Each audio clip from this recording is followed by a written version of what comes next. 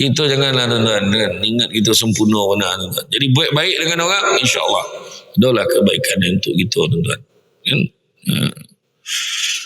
Jadi tanggungjawab tu masih lagi tanggungjawab kepada bahu kedua ibu bapa untuk membesar dan mendidik mereka. Selain daripada itu, anak juga merupakan ujian kepada orang tuanya untuk melihat ketakwaan serta keimanan mereka. Disebutkan dalam Al-Quran pada ayat 28 surah Al-Anfal yang bermaksud, dan ketahuilah bahawa harta benda kamu dan anak-anak kamu itu hanyalah menjadi ujian, dan sesungguhnya di sisi Allah jugalah pahala yang besar. Anak tu ujian, harta benda pun ujian, kan? Semua ada ujian. Kadang-kadang sebab dia anak, satu ujian dia anak, dan macam tadi yang mana anak yang elok, anak yang tak pun ujian juga. Tengah siap-siap nak pergi masjid Bukit Jelutong, anak tu cakap, abah cakap lagi pasal malam. Iyalah, besok lah pergi masjid. Tak jadi dia pergi masjid, pergi pasal malam. Macam tu. Ujian. Jangan kata yang OKU ya. Yang normal pun ujian. Kan? Atas kita tuan-tuan. Jadi apabila dikatakan anak sebagai ujian,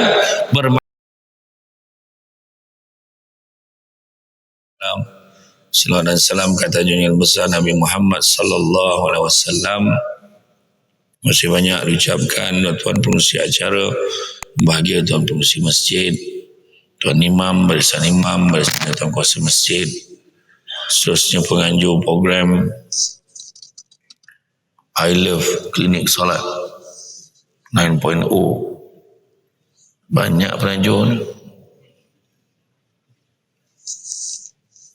Alhamdulillah, pagi ini tajuk yang telah dipilih pagi ini adalah muliakan OKU dengan agama. OKU, orang kelainan upaya. Di antara elemen utama persaudaraan di dalam Islam adalah perasaan berkasih sayang yang merentasi batas keturunan, warna kulit, bangsa maupun kedudukan.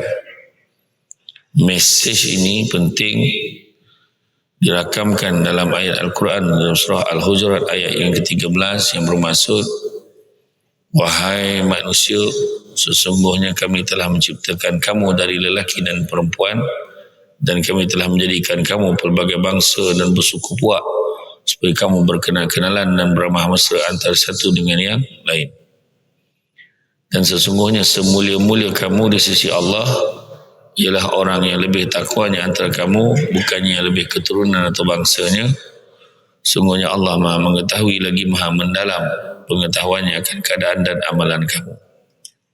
Dalam sebuah hadis Rasulullah SAW menyebut, sesungguhnya Allah tidak melihat kepada tubuh, rupa paras dan luaran kamu, sebaliknya melihat kepada hati dan amalan kamu. Hadis riwayat Muslim.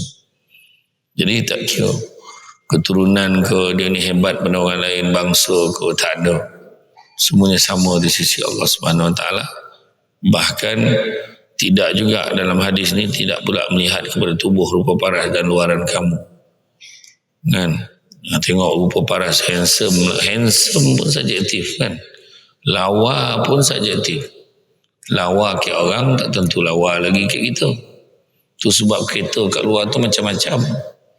Kan, saya tengok kereta tu mungkin lawa kereta ni kat orang ni, tak lawa kat orang tu. Dan orang tanya kenapa lah dia ni suka sangat kereta macam ni. Sebab mata tak sama. Ada satu kata-kata yang disebut oleh orang bijak pandai, kekayaan yang paling besar adalah akal, kemiskinan yang paling besar adalah bodoh, keburukan yang paling buruk adalah terpesona pada diri sendiri. Dan semulia-mulia perbuatan adalah akhlak yang baik. Ayat tu mendalam tu kalau tengok betul. Kekayaan yang paling besar adalah akal. Jadi kalau orang tu ada akal, dia takkan membesar-besarkan apa yang dia ada. Kan? Tu dia kata kemiskinan yang paling besar adalah bodoh. Kesian betul dia. Dia udahlah bodoh. Dia heboh kan benda tu. Kan? Miskin betul nampak. Keburukan yang paling buruk, buruk yang paling buruk sekali, apa dia?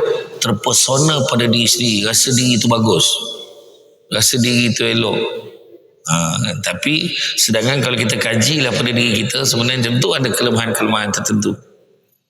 Contohlah macam saya lah kan, dulu handal main sukan, main takraw. Tapi ada satu orang nampak elok jalan, rupa-rupanya lutut dah problem. Dulu main takraw handal, sampai lutut belah kanan saya hancur dalam ni. Maknanya sampai satu tahap berjalan pun boleh terselioh, langsung berhenti main takraw. Tapi kecacatan tu orang tak nampak kan. Jadi itu kira cacat jugalah kan. Cuma tinggal lagi tak appear. Itu sebabnya pernah satu ketika Imam Hanafi berjalan di pasar, orang semua berebut nak angkat barang dia. Kenapa kamu ni? Tentulah kami tolong kamu. Kamu ni orang mulia, kamu ni orang baik, kamu ni orang cerdik pandai, kamu ni orang alim. Menangis Imam Hanafi. Imam Hanafi kata apa? Manusia tu bukan mulia, tapi manusia tu sebenarnya nampak hebat disebabkan oleh Allah menyembunyikan aibnya daripada orang lain. Itu dia kata. Keburukan yang paling buruk adalah terpesona pada diri sendiri. Itu sebabnya kalau orang tu tak cantik, dia rasa diri dia tak cantik. Orang tu cantik sebenarnya. Faham tak? Orang tu tak cantik, dia rasa diri dia tak cantik. Orang tu cantik sebenarnya. Orang yang cantik terasa diri dia cantik, tak berapa cantik sangat sebenarnya. Macam tu. Orang yang cantik rasa diri dia tak cantik, ya Allah cantik betul muat. Tapi dah lah tak cantik, rasa diri cantik. Boleh bayang tak buruk macam mana orang? Macam tu lah. Terpesona pada diri sendiri adalah keburukan yang paling buruk. Dan yang keempat, semulia-mulia perbuatan adalah akhlak yang baik. Boleh baik dengan semua, dan boleh bersenang hati, berlapang dada, bersahabat dengan siapa je. Saya bila sebut pasal OKU ni, saya teringat dengan seorang sahabat saya, Zarif namanya. Sama masuk debat dulu masa di UiTM. Dan sekali itu kami bertanding debat di universiti mana, saya sebilik dengan dia. Cuma dia berdebat bahasa Inggeris, saya debat bahasa Melayu. Kawan saya ni boleh tengok nanti dekat dalam IG, Zarif ni. Yang jadi saya cuba nak react macam biasa. Apa kekurangan, bukan kata apalah, yang kekurangan kat mata saya tengok dia, tangan dia kiri kanan tak ada. Bahu je. Setakat bahu. Dan dia duduk berbual macam biasa, rancak. Lepas tu dia nak pakai seluar jeans. Dan dia tarik-tarik, dia minta, bro, minta tolong sikit bro, dia dekat saya. Minta tolong sikit, naikkan sikit je. Dia jangan naik beratan, naik sikit je. Saya naikkan sikit, pak, dia capai dengan mulut dia, dia tarik, dia pakai zip, pakai mulut dia zipkan seluar dia. Dan juga dia buttonkan dengan mulut dia. Saya terfikir macam mana dia punya life dia daripada dia kecil, nak menjadikan dia sampai jadi macam tu. Dia kata, ya Allah, saya kata hebat betul dia kata.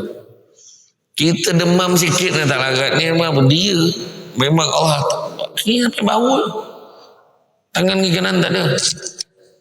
Lepas tu yang bestnya, dia masuk debat tu, sebelum pergi pertandingan debat pagi tu, kita pergi sarapan dekat atas meja tu, kaki dia laju macam tangan. Orang kalau kita tak perhati, dia bawa tak kerti, terasa macam dia pakai tangan kaki tu. Sudunya apa semua buka tin pakai kaki. Ini ya Allah, saya kata. Tu sebab saya kata hebat betul dia. Dan saya jumpa dia balik waktu program di TV Hijrah.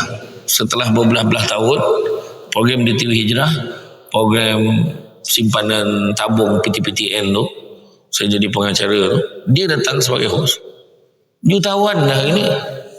Dia sukan dia tuan-tuan, sukan ni tak ada main game pun internet. Sukan ni sukan berkuda dengan berenang. Mereka tak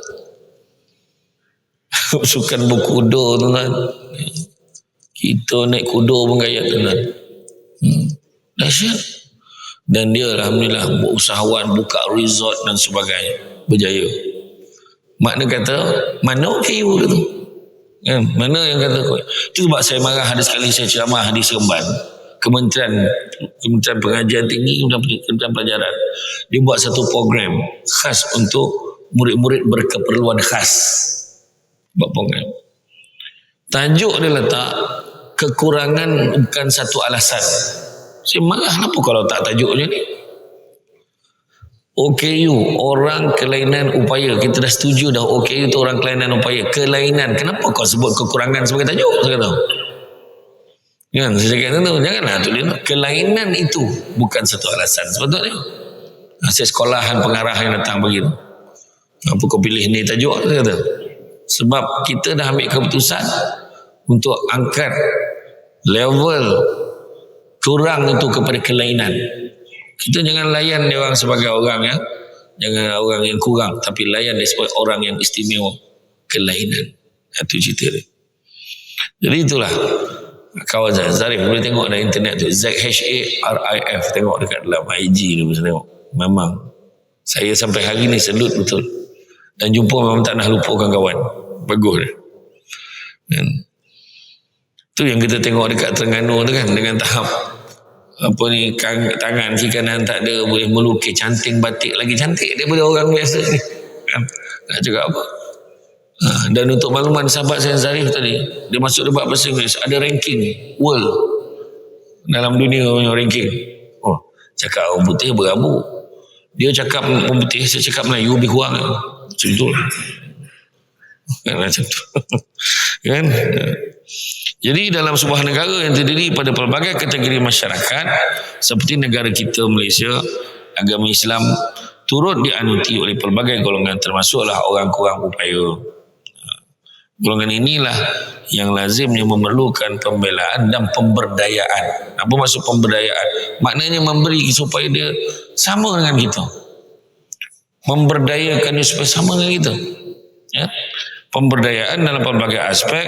Sesungguhnya ajaran Islam tidak membezakan umatnya sama ada yang dilahirkan sempurna ataupun memiliki kelainan upaya dan kekurangan. Itu dia. Jangan kecewa. Kadang-kadang ada orang sanggup anak dia dah letak ke kampung, biar mak bolo, dia tak sanggup nak bolo, sudahnya dihantar ke rumah lain. Jangan begitu, ya, sebab setiap anak ni ada rezeki dia. Percaya rezeki anak-anak. Kadang-kadang ada orang cakap, ni balo ni, apa balo-balo kan? Iya. Jadi malahan hak golongan tersebut, golongan ini, untuk mendapatkan peluang mempelajari agama serta mengikuti program-program dakwah boleh dinikmati seperti masyarakat yang lain. Tu yang bila saya ceramah tu, kadang kat dewan-dewan besar tu kan, adalah seorang jurubahasa duduk sebelah saya dan dia tunjuk engineer. Wah, saya kata hebat. Dan saya pun sajalah pusing-pusing ayat saya sikit nak tengok dia boleh translate tak pakai tangan nanti. Saja pakai cakap ni sembilan yang polik-polik kan. Tengok kan, kena translate dulu kan. Kan? Iya kan. Jadi dia orang pun nak ikut program agama, program dakwah. Mereka pun manusia seperti kita yang ada mungkin perkara-perkara yang nak ditanyakan, perkara-perkara keraguan. Kita yang sempurna ni, yang kata sempurna sifat ni lah, cukup sifat tangan kaki ni semua, boleh bercakap, boleh mendengar ni kan. Kita pun banyak benda kita nak tanya, apatah lagi mereka ni kan. Peluang ini penting agar golongan ini juga dapat menjadi Muslim yang mengamalkan ajaran agama ni dengan sempurna. Sebab dalam konteks macam kita pernah berkuliah di sini, dalam mencapai kesempurnaan ibadah tu kena ada 4 perkara. Pertama, mestilah dengan ilmu.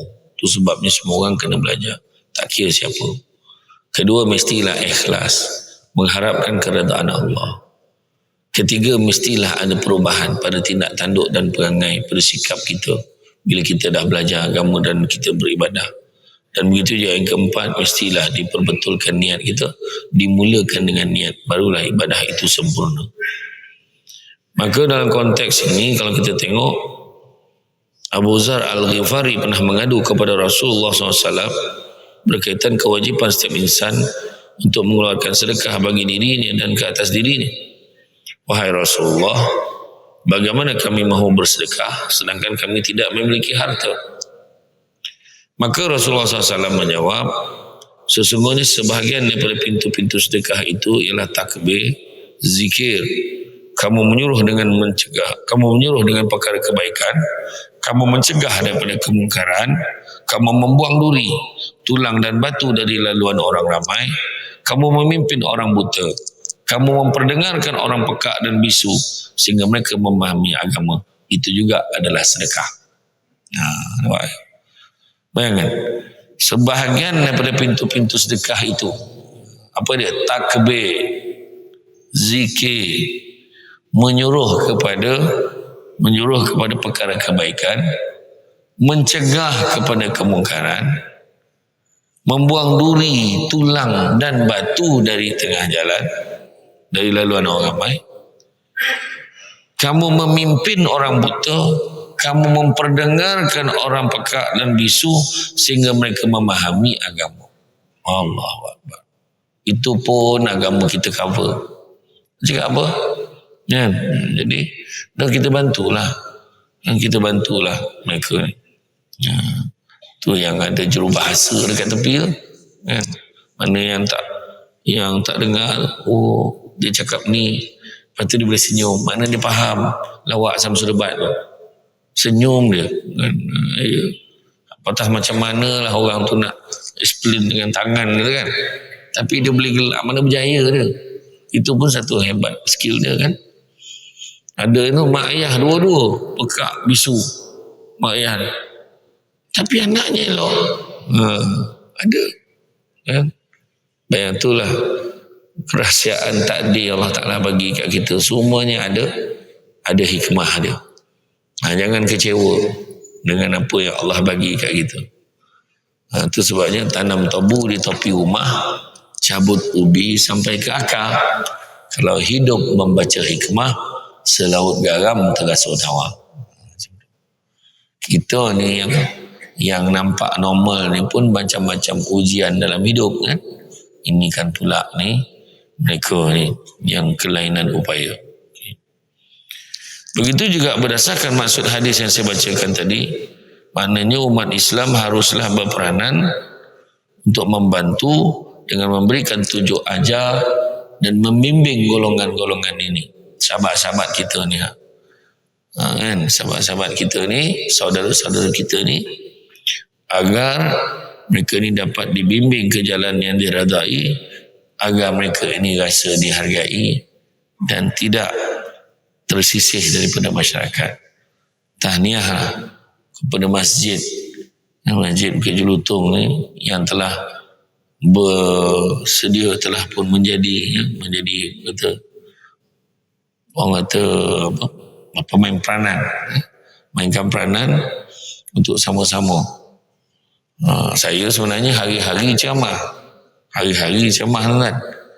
Kadang-kadang tajuk tu tengok biasa je kan. Oh, tajuk ni tahu. Pagi ni terperanjat sikit lah. Oh, muliakan OKU dengan agama. Okey. Okey, tajuk ni unik sikit. Saya suka tajuk yang lain sikit. Apa tajuk yang lain sikit macam ni kan. Jadi mana kita sama-sama nak bantu sahabat-sahabat saudara-saudara kita ni supaya mereka rasa dihargai dan tidak tersisih daripada kita semua.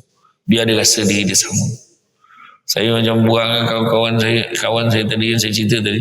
Saya cuba react senormal mungkin. Kan, supaya dia rasa ni, dan alhamdulillah boleh berkawan sampai ke sudah kan. Selain memberi bantuan khusus kepada golongan istimewa ini, dalam hadis riwayat Imam Al-Baihaqi ini turut memberi mesej bahawa sebagai umat Nabi Muhammad sallallahu alaihi wasallam mencari ilmu dan memberi khidmat kepada mereka yang memerlukan ialah asas kepada kemanisan hidup bersyariat. Nampak? Mencari ilmu, cari ilmu dan juga memberi khidmat, memberi pertolongan merupakan sebahagian daripada kemanisan hidup bersyariat. Cantik teluk, pantainya landai, tambik perahu tepi kuala, biarlah buruk kain yang dipakai, asalkan penuh ilmu di dada. Ajar, bagi ilmu, cari ilmu kan? cantik dipandang rumah penghulu, kayu terukir dari papan, alang-alang menuntut ilmu, sebutir pasir kembangkanlah menjadi intan. Kadang-kadang nampak biasa kan? Tapi bila dia dapat ilmu tu, oh besar makna. Diamalkan pula. Kita nampak macam biasa. Oh punya macam ni, oh punya macam tu. Oh tahu, kemudian diamalkan pula, mengalir pahala. Kan? Kain songket, benang sutera, lilit sabalit buat selempang. Ilmu yang banyak jadi cahaya, walaupun sikit menjadi torang. Seronok pula mood pantun pagi-pagi ni. Kan? Macam itulah. Jadi makna kata kena ada ilmu, cari ilmu tuan-tuan. Jadi pada ni maknanya mencari ilmu dan juga memberi khidmat. Tolong, mana yang boleh kita tolong, kita tolong. Tak mampu bagi duit, bagilah perkhidmatan, khidmat-khidmat yang boleh kita bantu. Nampak makcik tu nak melintah jalan kan, pergilah kita berlari pergi sebelah sana. Berlari sebelah sana, kita pula pimpin makcik tu. Makcik tu kan, Allah dia kata, siapalah anak ni, makasihlah nak tolong makcik. Makcik risau dengar bunyi kereta laju-laju ni. Yalah, dia bukan macam Bukit Jelutong bawa slow-slow. Macam tu lah. Tempat lain pun laju-laju. Bukit Jelutong slow. Tapi tuan-tuan, masyarakat kita ni tak ada tuan-tuan. Dia nampak orang nak melintih lagi laju, dia bawa tuan-tuan. Tak ada dia bagi. Orang Malaysia ni paning baru pahal. Belum pun tu yang ada sekali masa saya pergi Melbourne. Oh, mak cerita. Saya pergi Melbourne, bukan Melaka tau, Melbourne. Saya pergi Melbourne, saya dah sampai sehari awal. Isteri saya dengan mak saya sampai esok dia. Jadi bila saya hari kedua saya ceramah kat Melbourne, mak dengan isteri saya sampai, dia masuk bilik hotel. Kemudian dia nampak Fresh Mart dekat seberang hotel tu. Dia nak pergi dekat Fresh Mart tu. So dia pergilah, mana ada traffic light yang tokan gambar lelaki Korea tu, tak ada. Dia ada zebra crossing dia. Kan? Ada garisan belang nak melintas tu. Jadi mak dengan isteri saya dia melintas. Kereta tu berhenti. Kereta tu daripada laju tu dia berhenti. Lepas tu mak saya tengok, apa hal orang ni berhenti, dia tunggu apa? Mak saya tunggu kereta tu lalu. Yang kereta tu pula duduk dalam kereta, beratur ni kereta-kereta belakang beratur, berhenti. Dan dia orang tak ada horn pun, tak ada cakap cepet lah, tak ada pun, tak ada. Duduk macam tu, dia pegang telefon, mak saya agak telefon. Maknanya dia tak gesakan orang tu melintas cepat. Mak saya dengan rumah semua syarat tepi jalan. Apa hal dia orang ni berhenti ni? Lepas tu isteri cakap, mak dia suruh kita melintas lah mak. Melintas. Menang. Ya betul, jalan dia balik. Macam tu lah. Dah sampai belum level kita macam tu? Tak sampai lagi tuan-tuan. Bukan level tu tak sampai. Dia yang elok pun parking kat parking OKU. Macam tu lah tuan-tuan. Level apa tuan-tuan? Kan? Iya. Pergi toilet kan? Pergi toilet penuh semua. Termasuk toilet OKU pun penuh. Yang keluar elok tagak selesa lah bilik air ni. Siap cakap selesa. Sebab apa? Boleh baring kat toilet OKU tu kan. Oi tuan-tuan, jauh lagi kita kan, jauh betul kita ni. Nak cakap apa? Sampaikan saya masa dekat Australia tu, naik kereta Haji Surani, dia Singaporean, dia duduk lama dah duduk sana.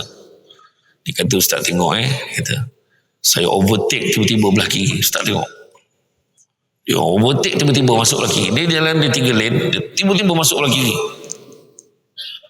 Apa yang kita target akan jadi apa? Orang akan horn. Tak, dia tak horn. Tak apa hal. Horn ni rosak ke apa, tak ada pula. Lepas tu tak ada nak marah ke, tak ada. Dia tahu dia break, dia bagi signal, tu. Aduh, saya kata. Itu sebab kadang-kadang kita tengok tahap dengan tahap sabar, redha, syukur tu kadang. Belajar kuliah hari-hari tu kan. Bukan orang Bukit Jelutong lah. Bukit Jelutong okey, tempat lain dekat ni kan. Ya tuan-tuan, jauh tu lah gitu ni. Itulah, mudah-mudahan satu hari esok sampai macam tu. Kita melintih jalan tuan-tuan. Kalau tak ada lah traffic light yang bertokan suruh merah lah, menyambung nyawa tuan-tuan. Saya melintih jalan dengan rumah saya kan, biar abang duduk belah kanan, kau kena langgar abang mati dulu tu ucap ayat macam tu lah. Steady tu cakap kan, tak rapik kadang-kadang jalan kampung pun laju cakap apa. Masa saya kerja PBT dulu kan, kalau ikut kan bonggol dekat taman perumahan, patutnya bonggol tu pun tak boleh letak ikut dia, sebab letak halangan kat jalan raya sebenarnya. Tapi kita terpaksa buat sebab orang itu ni payah sikit. Itu belum cerita lagi orang tu pasang sendiri bonggol dah, poning lah kepada yang kawan tu dah bawa laju mal jongket kawan tu tersangkut kat pokok majiran. Laju dia tak pasang, dia bonggol main buat, tak ada signboard, tak ada apa. Saya masa kerja jadi penasihat undang-undang tu pun banyak kes kalah 30-40 ribu kena saman PBT tu. Kan? Kita terpaksa buat macam tu sebab tidak orang tak tahu, tak reti nak memperlahankan kenderaan, tak reti. Dia tak baca signboard tu. Dia sesuai orang Malaysia ni praktikal. Tak ada orang, jangan kau berhenti, jalan. Macam tu. Itulah dia. Jadi selain itu bukti Islam menyantuni golongan orang kelainan upaya ini dapat dilihat berdasarkan teguran Allah kepada Rasulullah SAW dalam Al-Quran surah Abasa, iaitu peristiwa berlaku bila seorang yang cacat penglihatan iaitu Abdullah ibnu Maktum datang kepada Rasulullah SAW ketika baginda dikelilingi oleh pembesar Quraisy. Mereka sedang mengikuti ceramah dan penjelasan mengenai Islam. Nabi pula ingin menggunakan peluang tersebut untuk menarik mereka menganut ajaran Islam.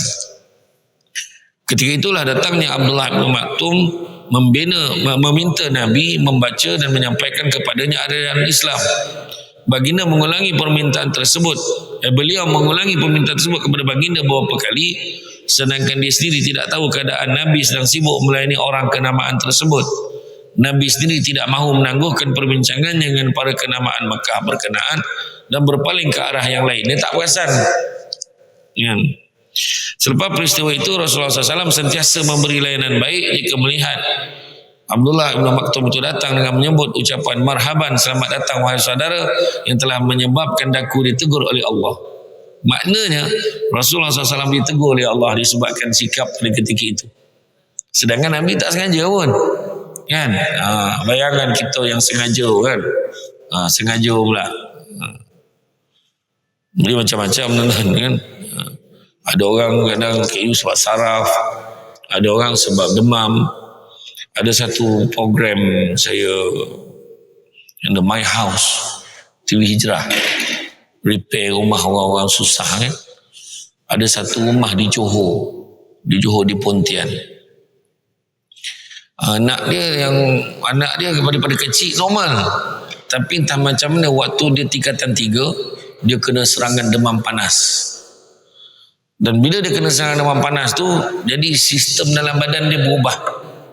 Dia nampak normal, tapi dia seringkali diserang sawan. Dia kena serang sawan tu pula sehari kena 3-4 kali tak kurang. Rumah dia uzur sangatlah. Rumah uzur, adik-beradik 7. Rumah uzur. Bilik pun ada 2 je. Bilik tu yang kita renovate, kita bagi sumbangan, banner ubah suai rumah tu, tambah bilik-bilik, siapkan meja belajar untuk anak-anak dia. Cuma anak dia tu yang uniknya kisah tu, dia waktu dia kena sawan tu, kalau dibiarkan dia boleh mati. Dan cara ayah dia dengan mak dia nak sedarkan dia bersawan tu, mak ayah dia kena sepak dia. Mak ayah dia kena sepak, pukul betul. Cuba fikir. Jadi kalau orang yang tak tahu kisah dia ni, orang cakap kesian, seksa budak. Tak, memang dia kena buat. Kalau tak, budak tu akan mati. Dalam Johor ada satu je kes macam tu. Cuba tengok balik episod ada dekat Johor. Tengok dekat YouTube ada boleh tengok. YouTube Samsul Debat tu saya tengok dah kena hack. Pening berlaku. 3 kali dah 4 hari dah. Kena orang semua tanya mana YouTube Samsul Ubat, mana Samsul Ubat. Aduh, nasib lah tuan-tuan. Macam mana? Kan? Yang konon lah baik baru mbak. Tengah buat tengah-tengah tim saya tengah appeal. Tapi mana tu? Dan kalau kena dekat rumah tak apa. Kalau kena sawan tu dekat pasar raya tengah jalan kena, memang sepak betul. Orang marah. Kenapa buat anak macam tu? Dia tak tahu. Itu masa interview tu saya pun tak boleh tahan naik mata saya. Masa saya tanya tu macam mana, dia kata, saya doa Ustaz, biarlah dia mati dulu pada saya, sebab saya takut nanti tak ada siapa nak jaga dia. Seorang mak ni bukan tak sayang anak, tapi macam itulah keadaan sayang dia kan, nak jaga anak. Suami isteri, ayah ni, suami muda lah dengan dalam 40, dalam 50, awal 50 lah, di hujung-hujung 40 macam tu, dengan mak dia pun muda lagi dalam 30 lebih. Duduk kat depan saya, duduk menangis masa interview. Alamak, aku salah tanya, apa dah dengan kita menangis. Sebab saya kata kan, kita ni kadang kita rasa tak ada apa-apa, tapi layanan tu kan, layanan tu penting. Memahami tu satu perkara lagi kan. Dia kalau kita memahami ni, dia lebih besar makna daripada mengenali tu. Kenal satu hal, kita kenal dia, kenal tak? Kenal. Yang sakit saraf tu kenal, tapi memahami dia, tu lebih besar makna tu. Ya? Jadi Rasulullah SAW akan bertanya kepada dia, adakah apa-apa perkara yang memerlukan pertolongan aku? Dia kata, wahai, selamat datang wahai saudaraku yang menyebabkan aku ditegur oleh Allah. Ada tak apa-apa yang boleh aku bantu? Macam itulah menyantuni. Jadi orang kelainan upaya ni tuan-tuan, memang memerlukan sesuatu daripada kita. Dan bila kita cakap macam tu, bukan makna kita tak perlukan sesuatu. Sampai satu tahap, kita pun memerlukan sesuatu daripada mereka. Kan? Supaya apa yang kita nak, supaya kita kan tadi saling kenal mengenal, kan? Saling bermesra-mesra, maka saling hidup atas dunia ni. Jangan lepeh nyawa kita, kan? Lepeh nyawa kau, ya tu kan? Tapek tu. Dan pokok rek kau, pokok kek den, pokok kek dia, tapek tu. Orang Negeri Sembilan paling banyak pokok. Pokok kek kau, pokok kek den, pokok kek dia tu kan. Habis pokok tu selesai lah kan. Pokok kan. Orang Negeri Sembilan ni banyak pokok. Pokok kek kau lah tu kan. Pokok kek den lah tu kan. Kan, itu dia. Jadi kalau kita tengok kan, kadang-kadang ada orang tu pula dia ni kelainan upaya dia, mungkin dari segi akal dia. Ada orang Jawa ni dipanggil dia 9 dia. 9 makna tak cukup 1 10 kan. Jadi dia ni ada short sikit dari segi mental dia, tapi kojo rajin. Nampak? Itu yang kadang-kadang kita memerlukan dia. Tolong boleh dapat duit seronok dia. Kan? Itu sebab kita ni nak hidup di dunia macam-macam. Tak ada, memang tak sama tuan-tuan. Memang tak sama. Kan? Tak sama. Ada seorang saudara mak, sepupu mak saya tu, dekat bengkel, dia nampak ada orang aksiden. Dia berhenti motosikal di tepi jalan tu. Dia melintih jalan nak tolong orang aksiden tu, dia pula kena langgar. Bila dia kena langgar, tuan-tuan, 3 bulan tak sadar. Dan bila sadar, alhamdulillah, tangan kaki semua elok, muka elok, handsome, tak berubah. Tapi Allah tarik apa? Satu sifat dia Allah Ta'ala tarik, satu dia punya nikmat Allah tarik apa? Lidah dia tak rasa apa. Lidah dia tak rasa apa. Kalau makan tu masin manis tak rasa apa. Tolan ni tuan-tuan. Bayangkan, cuba kalau kita hilang nikmat sarapan pagi ni tuan-tuan. Kan pada yang puasa tu tak apalah. Kan saya hari ni tak puasa tu, sebab besok nasi dekat Bukit Jelutong ni nasi lemak pagi sedap. Saya tak ada, saya puasa ni tu kan. Kau ada lah kan. Kau ada, harap ada lah. Macam tu lah kan. Dan kalau kita tengok orang kelainan upaya ni boleh dibahagikan kepada beberapa kategori. Ada yang kecacatan perkembangan, yakni terencat akal. Ada yang cacat anggota, ada yang cacat penglihatan, ada yang cacat pendengaran, ada yang cacat pembelajaran, learning disabilities, autism, bisu dan seumpamanya. Dan semua ini memerlukan keistimewaan perkhidmatan bagi membolehkan mereka hidup berdikari. Misalnya, orang yang cacat penglihatan perlu kepada kemahiran membaca dan menulis braille. Kan ada Quran braille tu. Ada yang seorang adik yang buta tu, sedap macam mengaji. Berlagu, lentok kepala orang kan. Orang yang torang mata ni pun belum tentu dapat baca macam tu. Kan? Merayau tajwid budak tu punya sedap bacaan pakai braille raba-raba yang dapat. Kita ni torang pun beraba ni. Macam mana cakap tu? Macam tu lah tuan-tuan kan. Hebat anugerah Allah ni kan. Jadi dia orang, tapi sebelum dia nak boleh baca macam tu, dia perlukanlah kita siapkan mana-mana Quran braille tu kan, kemahiran membaca dan menulis braille sebelum boleh menggunakan kemahiran itu untuk belajar atau mendapat pendidikan untuk hidup berdikari. Begitu juga orang yang cacat pendengaran perlukan kemahiran memahami dan menggunakan bahasa isyarat sebelum boleh menggunakannya untuk komunikasi dengan orang lain. Tu dah sekali saya ceramah dekat Perak, dekat Bagan Datuk tu, dekat sekolah mana, Simpang 5 ke Simpang 4 lah sekolah tu. Dekat sekolah tu ada satu kelas pendidikan khas kan. Siapa lah, dia ada banyak kelas. Selalu cikgu-cikgu tu tengah mengajar, ada budak tu tengah mengelintin-gelintin dekat lantai tu, tak nak duduk. Saya kata, ya Allah Akbar, hebat betul cikgu-cikgu ni. Saya kata dia punya kesabaran dia. Betul. Saya sepupu saya ada seorang kat Kelantan, dia mengajar subjek pendidikan khas. Saya khabar apa, jangankan pendidikan khas, budak yang normal tu pun silap mati aku bunuh jadi cikgu kan. Yang elok tu pun dogi macam mana tuan-tuan kan. Bayangkan. Itu sebab saya tak boleh jadi cikgu dah. Cukup lah. Saya pernah jadi cikgu mari tak dapat sabar. Dah lah mak bapak hari ni bukan boleh, anak jontik sikit dia panggil peguam kan. See you in court. Parah. Iya tuan, sikit pun tak boleh. Iya kan. Tengok dia mengajar tu dengan budak-budak tu, ada yang Johan, ada satu dia tunjukkan adik tu yang berpendidikan khas ni, dia apa Allah apa nama, tantrum. Dia punya tantrum tu kan, tapi dia boleh hafal surah ni, surah-surah ayat-ayat lazim ni semua dia boleh hafal. Bagus budak tu. Saya kata kan, alhamdulillah. Semua ada kelebihan-kelebihan dia kan. Ada kelebihan-kelebihan. Ada budak yang lembam kan. Budak yang lembam tu bila dididik rupanya Quran terang hati dia. Dengan Quran dia terang hati. Sebab kata kan, kita jangan pandang orang sebelah mata, dua belah mata. Melainkan memang sebelah mata dia tak boleh pakai, seolah lah baca. Tapi kita ni kena hormat orang kan. Mereka ni pun sebahagian daripada masyarakat kita kan. Nabi dah sebut kan, semua umat Islam ni sama. Yang membezakan cuma amal soleh dan ketakwaan kepada Allah tu kan.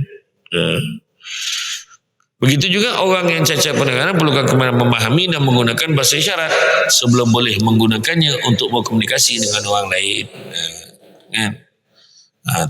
Cerita dia kan, cerita terima kasih dia kan.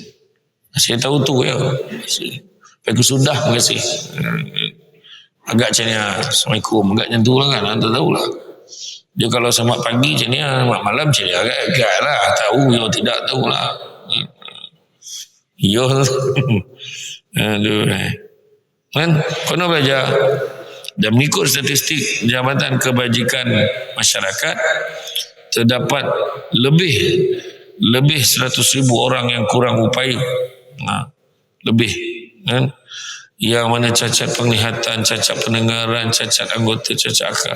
Bagaimanapun itu angka lama lah. Yang terkini mungkin lebih ramai lagi. Dari perspektif Islam, macam saya kata tadi lah, jangan kita menganggap kalau dapat anak yang OKU, jangan kecewa. Kenapa lah anak aku macam ni? Jangan macam tu. Semua ada rezeki. Anak tu keluar, kalau nampak lah joki tu rezeki dia keluar lahir tu, siap senarai rezeki dia bawa kan. Lain mungkin keluarnya berikut dikemukakan senarai rezeki yang akan diperolehi. Senang kan. Itu nak uji tu. Setiap anak tu yakin ada rezeki dia. Jadi kita ni jangan mempertikaikan.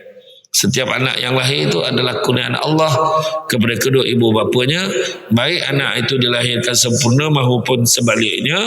Kurniaan ini pula bukanlah diberi begitu sahaja, sebaliknya diberikan dengan segala tanggungjawab dan amanah, yakni untuk membesarkan anak itu agar menjadi manusia yang berguna kepada keluarga, agama dan masyarakatnya.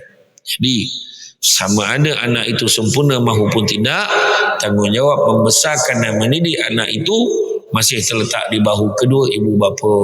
Ingat tak kisah yang bapa tu bawa anak itu jumpa dengan Saidina Umar. Dia kata, wahai Umar, kau tolong nasihatkan anak aku ni. Dah aku budak ni. Dia kata, Saidina Umar pun sekolahan budak tu. Kau ceria-ceria dengan aku lah pun tak baik ni. Habis tu bersuara budak tu. Wahai Umar, aku nak tanya pula, ada tak keadaan bapa tu boleh dah aku ke anak? Dia soalan dia tanya. Dia kata ada 3 keadaan. Apa dia? Pertama, kegagalan seorang ayah memberikan nama yang baik-baik kepada anak tu. Itu pertama. Bagi nama yang baik-baik. Kalau ikut sunnah anak ni sunat bagi nama yang baik-baik ni disunatkan bagi nama hari yang ke-7 kelahiran. Setelah orang kita perut besar dah ada nama, belum keluar lidah tu, nama dah ada dah. Nama abang Yahya, nama saya Mahani, nama anak kita Yamaha tu. Nama Jopun no tak. Maznah Daud, Mazda budak tu. Kan? Gilo tu kan. Sekarang ni nama macam karangan. Siti Nur Adillah Zainah. Gila betul, semua menyusahkan cikgu. Dulu kan senang Karim nama senang. Kan Karim Hasan Jamilah macam tu ya, senang tu. Sekarang nama macam karangan. Bagi nama yang baik-baik. Kan. Iya. Lepas tu tahnik. Tahnik amnak tu. Nak tahnik cari imam yang tak merokok. Dia bantai cari imam-imam, sementara tunggu dia siap tu dia sokok dia keluar. Lepas tu dia ambil kurma tu, dikunyam-kumam kan, disumek dalam mulut budak tu, bokorut muka budak. Budak ni gudang garam ni. Budak tu pun tahu. Kacau betul kan. Yang saya heran tu pula, ada satu Dokek Ulu Langat tu ada satu rumah. Rupa dia goma, segala ustaz dia datang syamah ke surau dekat rumah tu, semua dia suruh tahnikkan anak. Budak tu dah berdiri, kau tahnik apa mana? Gila betul. Kok baby baru lahir tu, faham lah. Dia tahnik ni jangan tunggu lama-lama kan. Berdiri budak mesti kau kat mulut bukan bodoh tahnik tu kan. Dah hajat dia tu selesai lah tuan-tuan. Tu pertama, bagi nama yang baik-baik. Jadi budak tu cakap apa? Kalau macam tu ayah aku dah kau, dia bagi nama aku ni, maksud dalam bahasa Melayu kumbang hitam. Semua orang mengeji aku, menghina aku, mengejek aku. Tu dah aku. Kedua, dikatakan kegagalan menyediakan seorang ibu yang baik untuk anak tu. Makna tu sebab nak kahwin cari perempuan yang baik-baik supaya menjadi ibu yang baik untuk anak-anak gitu. Kalau macam tu dia dah hakak lah. Sebab aku sampai sekarang tak tahu mak aku siapa dia tu. Dan yang ketiga, kegagalan mendidik anak-anak dengan ilmu Al-Quran. Nampak tak? Jadi mana kata walaupun anak tu OKU, walaupun anak kelainan upaya, anak tu istimewa, tetap wajib didik anak tu. Dulu silibusnya Quran, sekarang silibusnya termasuklah silibus subjek yang kita ada sekarang. Semualah kena bagi ilmu dunia akhirat ajalah anak tu, biar dia pandai. Tu sebab anak-anak OKU tu dihantar dekat sekolah yang sesuai dengan dia. Bukan kata nak menghina. Jangan, saya tak nak hantar anak saya situ. Nanti ke sekolah nanti orang ingat anak saya tak normal. Apa masalah? Biar di situ. Sedangkan itu untuk mengajar anak kita, malahan dia akan menjadi lebih baik lagi, mungkin lebih istimewa dan lebih hebat lagi. Itu yang kita tak kena faham, kan? Macam tu. Kita ni yang perasan kita sempurna, tuan-tuan. Tak sempurna, tuan-tuan. Nampak elok, kan? Muka senyum, popok kat badak tu. Kan? Kono pakai, sampai satu tahap kono pakai apa tu? Yang alat bantuan pendengaran kan. Lepas tu kono adjust lah volume. Kenapa kau menjoget ni? Nah, dia cakap slow. Dia punya volume tu terkuat pula. Ada. Itu janganlah tuan-tuan, kan? Ingat kita sempurna mana, tuan-tuan. Jadi baik-baik dengan orang, insya-Allah adalah kebaikan untuk kita, tuan-tuan. Kan? Jadi tanggungjawab tu masih lagi tanggungjawab kepada bahu kedua ibu bapa untuk membesar dan mendidik mereka. Selain daripada itu, anak juga merupakan ujian kepada orang tuanya untuk melihat ketakwaan serta keimanan mereka. Disebutkan dalam Al-Quran pada ayat 28 surah Al-Anfal yang bermaksud, dan ketahuilah bahawa harta benda kamu dan anak-anak kamu itu hanyalah menjadi ujian, dan sesungguhnya di sisi Allah jugalah pahala yang besar. Anak tu ujian, harta benda pun ujian, kan? Semua ada ujian. Kadang-kadang sebab dia anak, satu ujian dia anak, dan macam tadi yang mana anak yang elok, anak yang apa pun ujian juga. Tengah siap-siap nak pergi masjid Bukit Jelutong, anak tu kan cakap, abah cakap lagi pasal malam. Iyalah, besok lah pergi masjid. Tak jadi dia pergi masjid, pergi pasal malam. Macam tu. Ujian. Jangan kata yang OKU ya. Yang normal pun ujian. Kan? Atas kita, tuan-tuan. Jadi apabila dikatakan anak sebagai ujian, bermakna melalui anak itulah Allah menguji kedua orang tuanya. Bila kita katakan Allah menguji kedua orang tua melalui anak mereka, ia tidak semestinya bermaksud Allah menguji ibu bapa dengan memberikan anak-anak yang tidak sempurna. Walaupun ibu bapa yang memiliki anak-anak yang tidak sempurna ini diuji dengan hebat, tidak kurang ibu bapa yang diuji Allah walaupun anak-anaknya sempurna belaka. Walau bagaimanapun, ujian-ujian ini adalah lumrah hidup bagi orang Islam. Bak kata orang, cantik dipandang bulan mengambang, bulan mengambang orang diawan. Kalau dah hidup namanya orang, takkan lari daripada ujian dan dugaan. Sampai tak kumpulkan pantun ini, banyak betul. Jadi makna kata, walaupun bagaimanapun ujian ini lumrah, dan Rasulullah SAW pernah bersabda bermaksud ujian yang tiada henti-hentinya menimpa kaum mukmin lelaki dan wanita yang mengenai dirinya, hartanya, anaknya dengan sabar, sehinggalah ia akan menemui Allah dalam keadaan tidak berdosa. Nampak? Boleh bantulah kita kalau kita sabar, kalau kita tenang, kan? Hadap dengan keadaan-keadaan anak-anak kita tu. Anak yang pertama macam ni lah perangai, anak yang kedua macam ni, anak yang ketiga ni pula terlebih sensitif pula, anak yang kompak nak mantan darah cukup banyak, contohlah makan apa jual. Yang kelima tu pula tidur apa jual, sampai 2 hari tidur. Punya teruk tidur. Orang biasa bangun tanya pukul berapa dah, dia tanya hari apa dah. Gila lah. Punya teruk tidur. Macam-macam agam anak-anak ni, kan? Tanyalah kan ayahanda-ayahanda yang dah pensiun dan besaran, memikirkan anak nak membesar tu, macam-macam ada mah. Tiba-tiba masing-masing dah ada kehidupan masing-masing. Dia rasa pula macam mana dia bolo anak. Macam tu kan. Itu dia. Jadi dalam Islam ni kita kena sabar. Mungkin disebabkan asbab ujian itu Allah nak cuci dosa-dosa kita. Itu sebabnya bila kita bersabar ni, dia ada 3 jenis sabar. Pertama, sabar untuk taat perintah Allah. Kedua, sabar untuk meninggalkan larangan Allah. Dan yang ketiga, sabar dengan ujian dan dugaan. Itu yang ujian dan dugaan tu. Contoh ujian sakit, kan? Bila ujian sakit, domam lah katakan, tiba-tiba domam, kan? Dia sojuk warna aircon Masjid Bukit Jelutong, keluar langsung domam, contoh. Mengelatuk dia sojuk kan. Malam tadi saya ceramah dekat satu masjid tu. Bukan malam, 2 hari lepas. Masjid tu aircon full, buka kipas. Dengan pintu-pintu pun buka. Punya sombong lah. Ya, itu sampai ke jalan sejuk tu saya kata. Katalah domam. Bila domam ni kan, bila domam, Nabi pernah sebut dalam satu hadis, Nabi kata apa? Barang siapa yang sakit, usahlah segera meminta sembuh. Nabi kata. Sebab apa? Bila orang tu sakit, Allah uji dengan sakit, uji dengan kekurangan ni. Pertama, Allah tarik selera makan. Allah tarik kesegaran badan.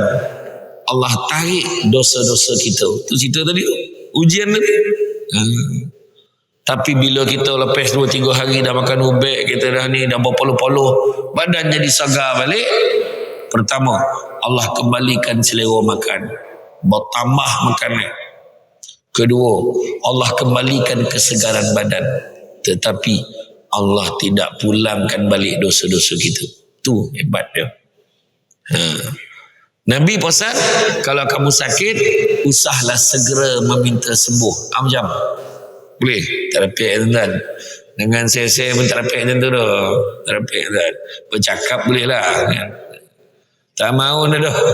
Bila sakit Allah nak mati dia ni. Iya tuan. Rupa-rupa bila orang tu sakit, Allah hantar 2 malaikat. Kau pergi tengok dia ni cakap apa. Kau tengok dia cakap apa. Kan? Bila aku bagi dia sakit, dengan tengok dia cakap apa. Bukan Allah Ta'ala tak tahu. Allah Maha mengetahui saja bagi kau jauh dengan malaikat. Kau pergi tengok. Contohnya Allah. Domam lah. Agak Allah nak bagi dan rehat ke rumah ke. Alhamdulillah. Dapat tengok TV, drama cinta. Dalam hati ada cinta. Apa tajuk tu? Yang Ais Martin dengan Bella tu lah. Saya lupa lah tajuk. Apa tajuk? Macam tu lah drama. Saya tak tengok lah orang share dalam TikTok. Dah tengok lah. Kan? Dapat tengok. Jadi bila malaikat report balik, ya Allah, dia kata dia syukur, dia domam, ya Allah, dengan tahap tu dapat dia berehat ke rumah. Maka Allah Ta'ala kata apa? Kalau macam tu lah dia bersyukur dengan kesakitan yang aku bagi itu, maka kalau dia mati akan aku masukkan dia ke dalam syurga.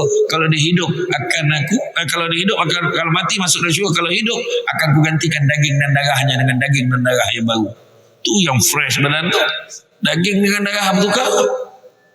Tu yang bila sehat tu nak berjalan, mula nak pergi pavilion, bila mula nak shopping, elok dah. Dia tak tahu dengan dia bershopping tu yang lelaki pula domam lebih tu. Kan? Tapi kalau bila pergi pula malaikat tengok, apa dia cakap? Allah, kenapa lah domam macam ni? Mati lagi baik. Aduh, contoh. Dia murut, dia petikai. Maka Allah Ta'ala beritahu, kau beritahu pada dia, suruhlah dia sembah Tuhan selain aku. Maknanya Allah tak peduli dengan dia. Alhamdulillah. Minta jauhkan tuan-tuan. Ya.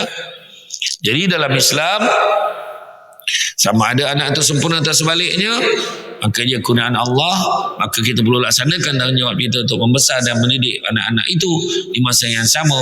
Mak ayah harus ingat bahawa anak-anak juga adalah ujian daripada Allah, dan jika ujian ini dihadapi dengan redha dan sabar, maka akan ada ganjarannya di akhirat kelak. Ikhlas tuan-tuan. Ikhlas ni membuat satu perkara tidak mengharapkan ganjaran daripada manusia, semata-mata keredaan Allah, malahan perkataan terima kasih pun tidak diharapkan. Itu kena faham. Sebab orang Melayu kita ni pelik sikit. Dia selalu cakap, aku tolong dia ikhlas, dia terima kasih pun tidak. Apa bodoh ikhlas itu kan? Ingat lah. Dan satu lah, beberapa minggu ni selesai selalu tekankan perkara ni. Bab suami isteri, bab hidup dengan anak-anak, bab bekerja, bab kita bermasyarakat, kan? Saya selalu tekankan satu perkara. Nak bahagia dalam hidup, banyakkanlah memberi daripada menerima. Tu ya. Banyakkan memberi pada menerima. Termasuklah kisah Sol tu. Nama aku pun terbabit gila betul. Iyo tuan kan. dalam Facebook, dalamnya dalam apa di balon ni. Saya selalu tunjuk ke orang ni, bukti bukan kita cakap kosong, botol kan. Salam Samsul lain yang kono gambar saya ceramah kan, gambar saya ceramah kan. Dulu minat sangat dengan gambar saya ceramah dekat Balai Bomba dekat Jalan Hang Tuah KL. Dia letak gambar saya tu, dia letak caption. Dulu minat sangat dengan beliau ni, tapi sejak ada kes dengan Ira terus boykot ceramah beliau. Apa hal? Itu bukan sembohong tau. Dia gambar saya pun balik belum pernah. Gambar saya kata masa dekat pergi tengok Jabal Sur. Ni gambar kat Mekah ni. Perangai orang jantan. Dia tulis perangai orang jantan. Duk ceramah hari-hari pasal kahwin, lalas dia yang kahwin, tak guna punya jantan. Makna bukan sikit-sikit balon dia kan. Saya cakap kau tahu tak siapa ni kawan. Jadi saya balas dekat IG tu. Saya tulis nota kat dia. Saya kata mana ayat ni? Saya cakap yang kahwin tu lain apa pula Samsul debat yang kau babit kan ni. Saya kata, dia jawab apa? Oh iya ke? Sorry Ustaz, salah info ni. Apa benda salah info? Kau baca pun tidak. Kan? Macam tu lagi. Tak. Apa yang saya nak maksud dengan ni? Dalam suami isteri. Jangan kita balon-balon. Kita tak tahu cerita ni. Apa berlaku dalam keluarga tu. Kan? Saya tak ada backing sama-sama. Walaupun nama lebih kurang sama. Kan? Tapi, satu je dalam keluarga ni. Banyak memberi daripada menerima, kita akan lebih bahagia. Anak kita, dia OKU. Kelainan upaya, istimewa. Banyak memberi kat dia. InsyaAllah kita bahagia. Bagi. Itu sebab, cuba tengok mak-mak kita dulu. Kenapa bahagia hidup dia? Sebab daripada kita kecil, dia bagi. Kita pun tak tahu masa bila dia terima. Dia pun tak ada minta-minta dah. Kalau dia minta tu pun tak ada apa-apa kat kita. Kita minta dengan dia dulu waktu dia tengah susah. Dia minta kat kita, tapi kita dah ada semua. Itu pun payah nak bagi kadang-kadang. Itu situ. Kan? Itulah dia tuan-tuan. Jadi kita bantulah dengan adanya sifat ini, akan lebih mudahlah bagi anak-anak ini menerima hakikat tersebut dan seterusnya mengambil langkah-langkah yang sesuai. Tanggungjawab terhadap anak perlu dilaksanakan sama seperti anak-anak yang lain, seperti memberi makan, minum, pakaian, tempat tinggal yang selesa, memberi perhatian yang sewajarnya, pendidikan serta bimbingan. Satu perkara yang perlu diingat adalah anak kelainan upaya ini memerlukan perhatian yang lebih dari anak normal kerana jiwa mereka yang lebih sensitif. Mereka juga perlu diberi pendidikan agama kerana walaupun mereka ada kekurangan tertentu, mereka tetap perlu menjadi seorang Muslim yang baik. Perlu jadi Muslim yang baik. Tambah pula ilmu agama ini akan memudahkan mereka menerima hakikat kelahiran yang sedemikian rupa. Maka mak ayah perlulah bagi motivasi, bagi semangat supaya dia tidak rasa diri dia itu sebagai orang yang kekurangan, tetapi dia rasa diri dia seorang yang istimewa. Tambah pula kan, kita tak nak anak-anak ini hidup dalam keadaan mudah berputus asa dengan cabaran. Kita ni yang normal pun terasa tercabar hidup ni kan? Macam-macam cabaran, apatah lagi mereka. Itu sebab kita kena bantu. Membesarkan anak-anak yang istimewa ini bukanlah sesuatu yang mudah. Pelbagai cabaran yang akan dihadapi, namun segalanya perlu dihadapi dengan tabah dan sabar dengan kepenatan, terutamanya jika anak tadi tidak boleh menguruskan dirinya sendiri dan memerlukan kedua ibu bapanya untuk menguruskan dirinya. Sabar dengan kerenahan anak itu, sabar dengan segala keperluan baik dari segi masa penjagaan, rawatan, ubatan dan sebagainya. Oleh itu kesabaran perlu ada pada diri ibu bapa yang memiliki anak-anak yang istimewa. Kadang-kadang bukan tu ya. Saya berbual dengan mak saudara saya di Kelang tu, ada seorang sepupu mak saya. Bukan Kelang, di Kajang. Maknya sebelum mak dia meninggal, mak dia dilanda nyanyuk ni. Itu pun bayangkan macam itulah lebih kurang kita kena sabar. Itu sebab ramai betul anak dah aku disebabkan mak yang nyanyuk. Iya tuan-tuan. Banyak betul. Dijoget orang tua tu. Orang tua tu dah tak ingat. Orang tua dah tak ingat. Bukan dia saja-saja buat tu. Kadang-kadang banyak kali dah kita cakap dengan dia. Dia tanya lagi, kau ni siapa? Dia tanya lagi tu, kau ni siapa? Lepas tu dia tanya, Alung dah balik sekolah Alung? Dia teringat balik memori yang dulu tu. Kenalah sabar. Macam tu lah tuan-tuan. Jaga anak OKU. Macam tu lah lebih kurang. Yang perlukan perhatian kan. Perlukan. Lepas tu kadang-kadang ada yang mak tu dia kata, bila tengah-tengah malam orang tidur dia jaga. Habis dia komeh bilik tu. Bukan komeh tuan-tuan. Dia keluarkan semua barang-barang tu. Kan kita susun balik. Mak ni buat apa? Jangan joget-joget dengan orang tua tu. Kan yang paling bahaya dia bukannya nyanyuk sepanjang masa. Ada minit-minit tertentu dia normal. Yang tak minit tertentu lah dia kocik hati. Parah tuan. Iya, jangan main-main. Itu sebab hati-hati. Jadi anak-anak pun macam tu. Kan bagilah dengan treatment yang terbaik yang kita boleh bagi. Kesabaran tu perlu ada pada diri. Itu sebabnya kata Imam Malik, nak berjaya dalam hidup ni ompek perkara kena ada. Pertama, kenderaan yang tangkas, rumah yang lapang, pakaian yang cantik, pelita yang menerangi. Apa maksudnya? Kenderaan yang tangkas, akal fikiran yang cerdas, rumah yang lapang, kesabaran yang tinggi. Pakaian yang cantik, akhlak yang baik, pelita yang menerangi, ilmu pengetahuan yang tinggi. Penuh belajar. Kan? Di samping itu, mak ayah juga kena ingat, walaupun anak itu ada kekurangan tertentu, dalam aspek tertentu, dia tentu ada kelebihan dalam perkara yang lain. Sebagai contoh, cacat penglihatan, biasanya terang mata hatinya. Jadi ibu bapa perlu mencari kelebihan serta kekuatan anak tersebut dan mengembangkannya. Kita duduk ada satu kawan, dia ni tak nampak, buta. Dia bukanlah buta habis lah, tapi dia memang tak perasan sangat lah. Kan? Dia punya mata tu ada masalah katarak yang teruk lah. Dia boleh cakap tu, kau pakai minyak wangi jenis ni kan, ni spesifik tu. Tahu dah.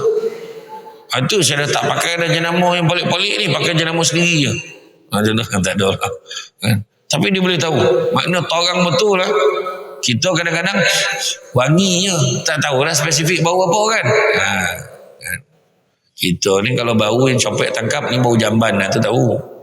Tu baunya, tu bau ni tahu. Bau nyobek gigi tahu kan. Dia cuba bau. Lalu kan tutup mata lalu kan. Kadang tak dapat kan. Dia ni ada orang. Kan torang mata hati dia.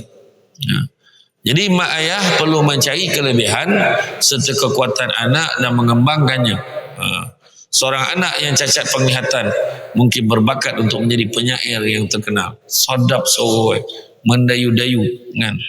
Dalam membesarkan anak-anak yang kelainan upaya, mak ayah, ibu bapa perlu redha, sabar, melaksanakan tugas dan memfokuskan kepada kekuatan anak. Jangan difokuskan pada kelemahannya, fokuskan pada kekuatannya.